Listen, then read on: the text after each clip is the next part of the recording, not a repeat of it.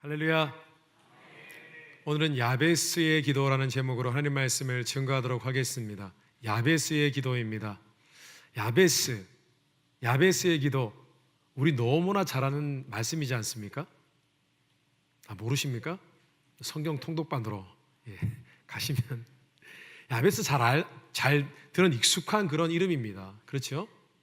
야베스의 기도도 우리는 잘 알고 있습니다. 사실 이 야베스라는 인물과 그가 했던 기도는 많은 크리스찬들 사이에서 별로 주목받지 못하던 그런 사람이었습니다. 별로 주목받지 못했습니다. 그런데 2001년도에 브루스 윌킨슨이라는 목사님께서 야베스의 기도라는 책을 내셨어요. 그런데 이 책이 베스트셀러가 되었습니다. 이 책 때문에 도리어 거꾸로 이 성경 말씀에 나와 있는 인물인 이 야베스가 주목받기 시작을 했습니다. 실제로 이 책 때문에 당시에 이 야베스의 기도라는 책을 읽고 야베스의 기도문, 그 짤막한 기도문을 암송하여서 기도하는 법, 그런 기도가 유행을 했던 때도 있었습니다. 그리고 실제로 이 야베스의 기도는 찬양의 가사로도 인용되기도 했습니다. 인터넷 유튜브에 검색해 보시면 거기다 야베스의 기도라고 쳐보십시오. 진짜 제목이 야베스의 기도라는 찬양곡이 있습니다. 들어보니 괜찮더라고요. 그런데 당시에 윌킨슨 목사님의 이 야베스의 기도라는 책은 단순히 성경에 나와 있는 이 야베스라는 인물만 부각시킨 것이 아니라 당시 갓 밀레니엄 시대가 되었던 2000년도에 그 당시 지금으로부터 약 조금 안 되는 20년 안 되는 그 기간 그 전에 이 기독교 교계에 큰 반향을 일으켰습니다. 당시까지 이 기독교 교계의 많은 그런 목회자들은 이 기복신앙, 하나님께 복을 구하는 신앙에 대해서 굉장히 회의적인 그런 분위기였습니다. 실제로 목회자들 가운데 주일날 설교 말씀을 전할 때 여러분, 기복신앙은 우리가 추구할 신앙이 아닙니다. 하나님께 복만 비는 것은 옳지 않습니다. 그런 메시지들이 강단에서 자주 선포되곤 했었습니다. 실제로 당시에 전도사였던 저 역시도 기복신앙, 유치하고 저급한 신앙이라고 그렇게 제가 깎아내리는 그런 설교를 했던 적도 있었습니다. 그런데 이런 영적인 분위기 속에서 이 브루스 윌킨슨의 목사님의 야베스 기도라는 책은 사람들에게 큰 도전을 주었습니다. 어떤 도전이냐면은 여러분, 하나님께 복을 비는 것, 복을 구하고 복을 기도하는 것, 그것이 정상적인 일이 아닙니까? 그것이 당연한 일이 아닙니까? 그것이 하나님 앞에서는 하나님의 백성들이 구해야 할 당연한 신앙의 모습이 아닙니까? 그렇게 크리스찬들에게 도전을 주었습니다. 성도 여러분, 우리가 하나님께 복을 구하는 것 당연합니다. 하나님께 은혜를 구하는 것 해야 합니다. 하나님께 복을 구하며 간절히 기도하는 것, 그것이 우리가 해야 할 마땅한 신앙생활인 줄 믿습니다. 그래서 우리는 우리의 기도의 삶에 불을 붙여야 합니다. 우리의 삶에 기도의 불이 꺼지면 다른 모든 신앙의 불이 꺼지는 것입니다. 기도의 불을 붙여서 신앙의 온도가 올라갈 때에 우리의 전반적인 모든 신앙과 삶이 변화되는 것입니다. 하나님이 내려주시는 축복으로 가득하게 되어지는 것입니다.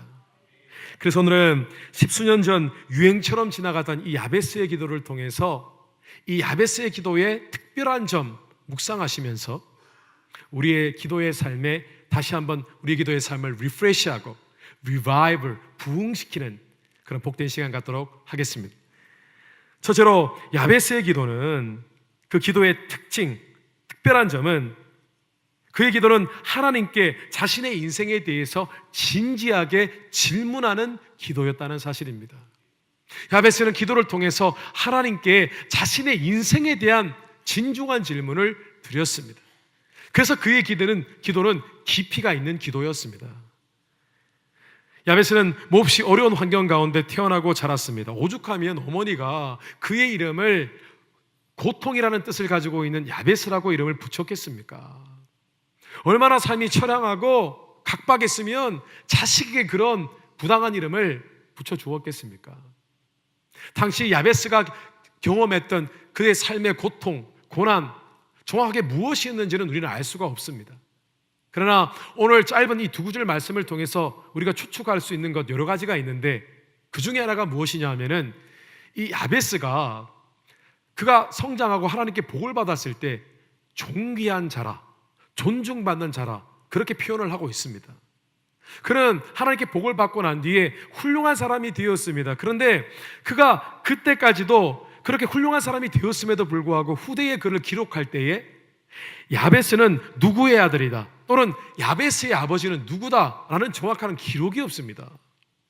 그가 유다 지파에 소속된 사람이었다는 것은 분명합니다. 그런데 역대기 말씀에 유다 지파에 관한 족보를 기록할 때에 사람의 이름을 나열하는데 중요한 사람들은 원래 그들의 형제, 그들의 어머니, 아버지의 이름을 명하고 있습니다. 그런데 야베스는 뜬금없이 갑자기 나타났는데 그의 아버지가 누구인지는 모릅니다. 기록되어 있지 않습니다. 그것으로 보아 그는 아마도 본체의 자식이 아닌 것으로 추측이 되어집니다. 정실의 자녀가 아니었던 것입니다. 그리고 또 하나, 야베스의 어머니가 야베스를 낳을 때 내가 수고로이 낳았다라는 표현이 있습니다. 수고로이 낳았다는 것은 내가 고통 중에 자식을 낳았다라는 의미입니다. 그녀가 이렇게 표현한 것으로 보아 아이를 낳을 당시에 어쩌면 전쟁통에 이 야베스의 아버지가 죽음을 맞이해서 야베스가 사생아로 태어났을 가능성도 있습니다.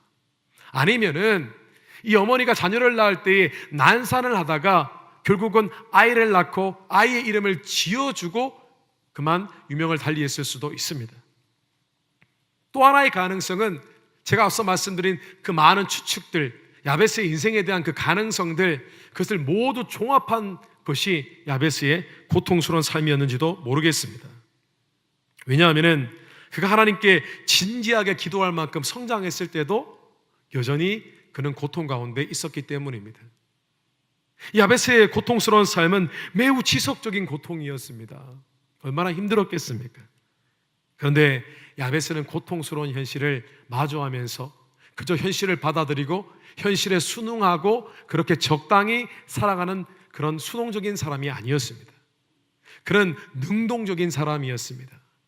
그는 자신의 삶에 대해서, 자신의 인생에 대해서 돌아보고 고민하고 묵상하고 하나님께 자신의 삶을 내어놓고 질문하는, 물어드리는 그런 삶을 살았던 능동적인 사람이었습니다.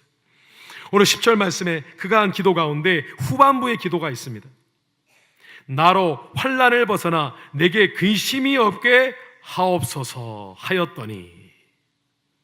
성도 여러분, 이 짤막한 기도문, 간결한 기도문, 그저 단순하게 하나님 저의 어려운 삶을 도와주십시오, 그런 기도 같아 보이지만은 사실은 이 짤막하고 간결한 기도문에는 깊은 야베스의 심정이 담겨 있습니다. 오늘 야베스가 고백했던 이 기도문, 사실 다른 구약 성경에 나와 있는 그런 다른 많은 성경의 인물들이 남겼던 그 기도문들과는 현격한 차이가 있습니다. 하나님께 자신의 심정을 고백하고 하는 기도들 가운데 이 시편 기자들의 기도문은 정말 대단한 기도문들입니다. 주로 그들의 기도문은 이랬습니다. 여호와여 구하옵나니 이제 구원하소서. 여호와 우리가 구하옵나니 이제 형통하게 하소서. 그냥 하나님 구원해 주세요. 형통하게 해주세요. 하나님 하나님 저들을 멸망시켜 주세요. 저 에너미 적들로부터 저를 구원해 주세요. 그런 기도들이었습니다. 그런데 오늘 야베스의 기도는 원어 성경을 토대로 하면 이런 내용입니다. 하나님, 이제 고난과 역경을 끝내 주십시오. 더 이상 슬프지 않게 해 주십시오. 굉장히 단호하지 않습니까? 하나님, 제게 삶에 고통이 있는데 고통을 종식시켜 주십시오. 원어 성경을 보면요, accomplish라고 되어 있습니다. 어떤 일을 성취하다인데 이런 표현을, 내 고통을 완결시켜 달라는 뜻입니다. 고통을 완성시키고 더 이상 고통이 없는 인생을 살게 해달라는 것입니다. 우리가 보통 기도할 때 그냥 기도 제목을 나열합니다. 얼렁뚱땅하면 하나님 도와주세요, 이렇게 되게 해주세요, 저렇게 되게 해주세요 기도합니다. 그런데 야베스의 기도는 그렇지 않았습니다. 하나님, 고통을 종식시켜 주십시오. 그리고 하나님, 제게 더 이상 슬픔이 없었으면 합니다. 그렇게 기도한 것입니다. 성도 여러분, 이 짤막하면서도 간결한 기도가 나오기까지 그가 자신의 험난한 인생에 대해서 얼마나 고민하고 묵상했겠습니까? 그리고 자신에게 하나님께 얼마나 많은, 수없이 많은 질문들을 했겠습니까? 하나님, 아무리 생각해도 이건 아닌 것 같습니다. 제 인생 가운데 한 번도 진짜 행복했던 적이 없었습니다. 하나님, 이게 정말 사람에게 주신 인생이란 말입니까? 정말 이런 인생을 주신다면 왜 저를 태어나게 하셨습니까? 하나님, 정말 더 나은 삶은 없는 것인가요? 이게 삶의 전부인가요? 그런 질문을 하며 기도했을 것입니다. 그런데 이것이 전부가 아니었을 것입니다. 하나님, 인생이 도대체 무엇인가요? 하나님, 의미 있는 인생은 무엇이고 가치 있는 인생은 무엇인가요? 이런 인생 본연의 질문을 했을 것입니다. 하나님, 저는 이제 평범하게 살기 싫습니다. 이렇게 살고 싶지 않습니다. 저는 평소에 남을 돕는 사람이 그렇게 좋아 보일 수 없었습니다. 저도 돕고 싶고 섬기고 싶은 삶을 살고 싶습니다. 그런데 제 환경은 그렇지 않습니다. 그렇게 기도했던 것입니다. 제가 왜 그의 기도를 이렇게 추측하느냐 하면 그 근거가 있습니다. 왜냐하면 오늘 말씀의 역대기 기자는 그를 평가할 때에 그가 존귀한 자라고 표현을 하고 있습니다. 존귀한 자라는 것은 honorable, 존경받을 만한 사람이었다는 뜻입니다. 그는 실제로 평범한 삶을 살지 않았습니다. 하나님께 인생에 대해서 질문했고, 하나님께 정말 단호한 신앙의 기도의 고백을 했고, 하나님께 기도의 응답을 받아서 복된 삶을 살았고, 그는 다른 어떤 삶보다 존귀한, 존중받는 그런 남을 섬기는 그런 삶을 살았던 것입니다. 성도 여러분, 우리의 인생이 공허할 때가 있습니다. 인생이 답답할 때가 있습니다. 뭔가 만족이 없을 때가 있습니다. 인생이 참 험난하다, 어렵다고 느낄 때가 있습니다. 그런데 그때에 우리는 하나님께 기도해야 합니다. 그런데 그냥 기도하는 것이 아니라 하나님께 질문해야 합니다. 우리 인생을 꺼내놓고 하나님께 질문해야 합니다. 단순히 하나님, 더 나은 인생, better life, 더 나은 인생을 살게 해주십시오 라고 기도할 뿐만 아니라 그 기도에서 하나님, 우리 인생의 진짜 meaningful한 life는 무엇입니까?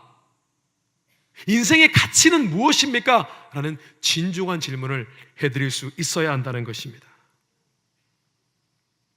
인생에 바른 질문이 있어야 됩니다. 하나님께 하는 바른 질문이 있을 때에 하나님께서 바르게 우리의 인생에 응답해 주십니다. 우리의 삶을 더 나은 삶으로 인도하십니다. 뿐만 아니라 우리의 삶에 제2막을 열 수 있는 비전을 주십니다. 성도 여러분, 지금까지 우리의 기도가 어땠습니까? 내 인생을 놓고 하나님께 질문해 보셨습니까? 그렇게 기도하셔야 됩니다. 성도 여러분, 우리는 기도를 통해서 하나님께 우리의 인생에 대해서 끊임없이 진중하게 질문해야 합니다. 우리의 인생이 어떻게 생겨났고 그것이 어디로 가며 어떤 의미를 갖고 있어야 하는지, 어떤 가치가 있는지, 우리가 어떻게 해야만 하는지를 우리는 하나님께 물어야 한다는 것입니다. 그런 질문하는 기도하셔서 인생을 꺼내놓고 하나님께 질문하셔서 끊임없이 질문하고 하나님의 답변을 기다리실 때에 그의 삶이 복되고 형통해질 뿐만 아니라 인생의 이막이 열리고 새로운 방향성이 우리 가운데 임하는 그런 복된 삶을 살게 되시기를 주님 이름으로 축원합니다. 둘째로 야베스의 기도는 하나님께 인생 전체를 걸고 도전하는 그런 능력의 기도였습니다. 다시 말씀드립니다. 야베스의 기도는 하나님께 인생 전체를 걸고 도전하는 그런 기도였습니다. 오늘 야베스의 기도를 특별하게 하는 것은 그가 단순히 몇 가지 기도 제목을 많이 열거한 것이 아니라는 것입니다. 물론 오늘 기도가 야베스의 기도의 전부는 아니었을 것입니다. 그도 하나님께 디테일하게 기도를 했을 것입니다. 그런데 오늘 기도문에 보면은 그의 기도는 하나님께 인생 전부를 걸고 불가능에 도전하는 기도였습니다. 오늘 10절 전반부 말씀에 야베스가 이스라엘 하나님께 아뢰어 이르되 주께서 내게 복을 주시려거든 나의 지역을 넓히시고. 여기서 지역이라고 번역된 히브리어 이 게불이라는 단어는 지경, 국경선을 의미합니다. 즉 야베스가 구했던 것은 땅을 넓혀 주십시오라는 기도였습니다. 그런데 이 기도가 독특한 것은 당시 야베스가 살던 시대에는 이 율법의 말씀에 의하면은 땅을 함부로 매매할 수 없는 것이었습니다. 왜냐하면은 하나님께서 땅을 이 이스라엘 백성들이 가나안 땅을 정복할 때 기업으로 주셨기 때문입니다. 그래서 늘 자신들이 받은 땅은 늘 자녀들에게 상속되어지는 그런 땅이었습니다. 즉 가능성은 하나밖에 없습니다. 이 야베스가 지역을 넓혀달라, 지경을 넓혀달라고 기도했던 것은 그가 자신이 스스로 개척하겠다, 전쟁을 하여서 땅을 얻겠다라는 의미였습니다. 그는 자신이 출신 배경 때문에 아버지로부터 물려받은 재산이 없었던 것 같습니다. 기업이 없었던 것 같습니다. 고작 해봐야 조그만 집 하나 세울 수 있는 땅밖에 없었을 것입니다. 그런데 그가 지금 하나님, 제가 전쟁하고 제가 직접 개척하고 싸워서 하나님 땅을 얻기를 원합니다. 하나님 지경을 넓혀 주시옵소서. 제 인생에 새로운 도전이 있기를 원합니다. 하나님 이렇게 살고 싶지 않습니다. 새로운 일을 보여주시옵소서. 새로운 그림을 보여주시옵소서. 그렇게 기도했던 것입니다. 우리가 오해하지 말아야 할 것은 야베스가 한 기도가 그저 물질적인 축복을 얻기 위한 기도가 아니었다는 사실입니다. 성경 말씀의 기업이라는 것은 영적인 축복을 동시에 의미합니다. 하나님, 제가 잘 되어서 다른 인생을 살아서 하나님, 제 자녀가 그런 영적인 물질적인 유산을 물려받기 원합니다. 그런 의미가 있었던 것입니다. 성도 여러분, 현재의 인생에 만족하지 마십시오. 우리가 기도하면 우리의 인생에 이막이 있습니다. 하나님께 그저 만족하고 살지 마시고 하나님께 삶 전체를 걸고 기도하십시오. 하나님께 크게 도전하십시오. 다시 말해서 더 크고 높고 귀하고 가치 있는 일을 하나님께 구하십시오. 정말 하나님께 기도로 승부 거십시오. 한번 따라해 보겠습니다. 더 크고 높고 귀하고 가치 있는 그런 일을 구하자. 그런데 우리가 인생을 걸고 기도할 때 그냥 기도하는 것이 아니라 하나님께 간절히 부르짖고 눈물을 흘리며 기도해야 합니다. 오늘 개역개정 번역에는 야베스가 이스라엘 하나님께 아뢰어 가로되라고 표현이 되어 있습니다. 그런데 이 아뢰어라고 번역된 히브리어 카라라는 단어는 단순히 말을 건네는 의미도 있지만은 이 말은 아주 다급한 요구를 할 때에 말하다라는 의미입니다. 야베스는 하나님 앞에 간절히 부르짖었습니다. NIV 성경 번역을 보면은 탁월한 번역이라고 믿습니다. He cried out to God. 하나님께 부르짖었다. 울면서 절규했다. 그런 표현으로 나와 있습니다. 그래서 저는 오늘 본문 10절 말씀을 이렇게 다시 번역하기를 원합니다. 야베스가 이스라엘 하나님께 울며 불며 절규하며 소리질러 가로되 원컨대 내게 복의 복을 더하사 나의 지경을 넓히시고 주의 손으로 나를 도우사 나로 환난을 벗어나 나의 이름과 같은 내 인생의 고통에서 벗어나게 하옵소서 하였더니. 성도 여러분, 하나님께 울며 기도해 보셨습니까? 하나님께 부르짖고 절규하며 기도해 보셨습니까? 우리의 삶 가운데 정말 중요한 기도 제목이 있습니다. 내 인생에 대한 기도 제목, 내 자녀의 인생에 대한 기도 제목들, 우리가 절규하지 않고는, 부르짖고 눈물 흘리지 않고는 기도할 수 없는 그런 기도의 제목들이 있습니다. 왜 그런 기도하지 않으십니까? 우리는 눈물을 흘리며 절규하며 기도해야만 합니다. 때로는 예배당에 나와서 아무도 없는 예배당에 혼자 무릎을 꿇고 하나님 앞에 목이 쉴 때까지 부르짖어 기도해야 합니다. 때로는 우리는 하나님께 눈물을 흘리며 기도해야 합니다. 어떻게 눈물이 없는 기도와 눈물이 있는 기도가 동일하겠습니까? 그렇지 않습니다. 마음이 동하면 눈물을 흘리게 되어져 있고, 눈물을 흘리게 되어지면 하나님께서는 그의 심정을 이해하시고 그 심정을 안타까이 여기시는 것입니다. 긍휼의 마음을 부어주시는 것입니다. 눈물이 나지 않으십니까? 기도가 식었습니까? 쥐어짜서 기도하십시오. 눈물을 흘리십시오.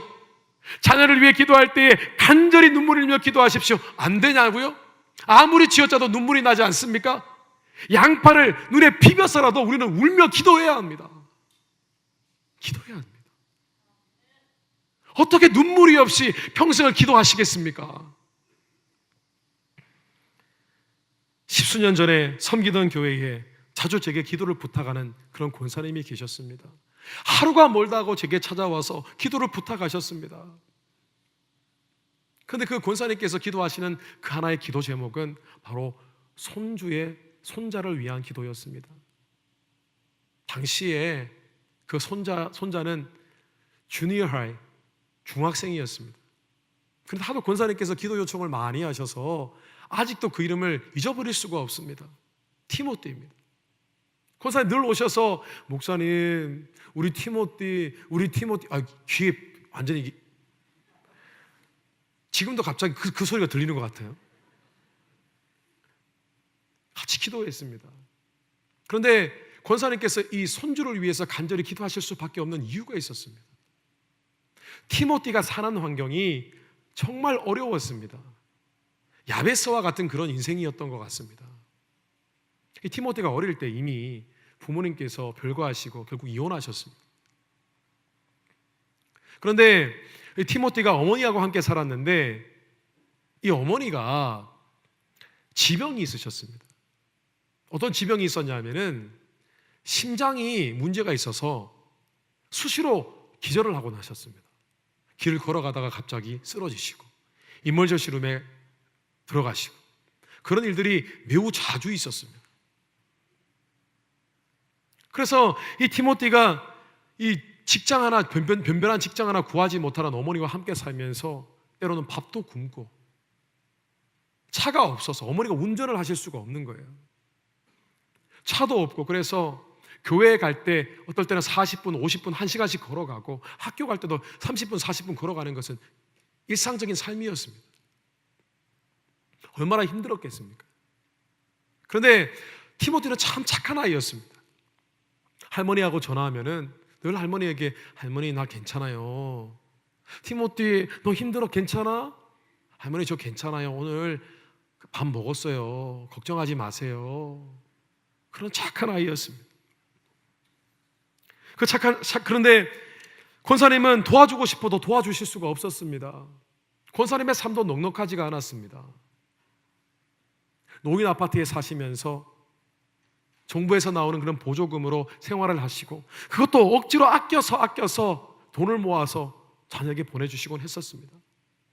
그리고 사는 것도 달랐습니다. 먼 타주의 티모티와 어머니가 살고 있었습니다. 그런데 권사님께서 이 손주를 위해서 기도하는 그 모습은 아직도 제 뇌리에서 잊혀지지가 않습니다. 이렇게 기도하는 겁니다. 같이 기도할 때 권사님도 함께 기도하셨습니다. 하나님, 티모티는 안 됩니다. 하나님을 티모티에게 올려드립니다. 하나님, 티모티의 인생이 그렇게 되어져서는 안 됩니다. 그 인생 그렇게 살아서는 안 됩니다. 하나님, 티모티에게 사람을 붙여주시고 좋은 목회자도 붙여주셔서 티모티가 도움받게 하시고 다른 인생 살게 하여 주시옵소서. 부모님이 사는 어려운 인생 살지 아니하고 정말 변화된 삶, 더 나은 삶, 가치 있는 삶 살게 해 주십시오. 그렇게 기도하셨습니다. 티모티란 말만 나오면 흐느끼셨습니다. 티모티만 나오면 꺼이 우셨습니다. 그런데 그 권사님의 모습, 그 모습은 마치 자녀를 기도의 제단 위에 올려놓고 자신의 목숨을 거는 모습이었습니다.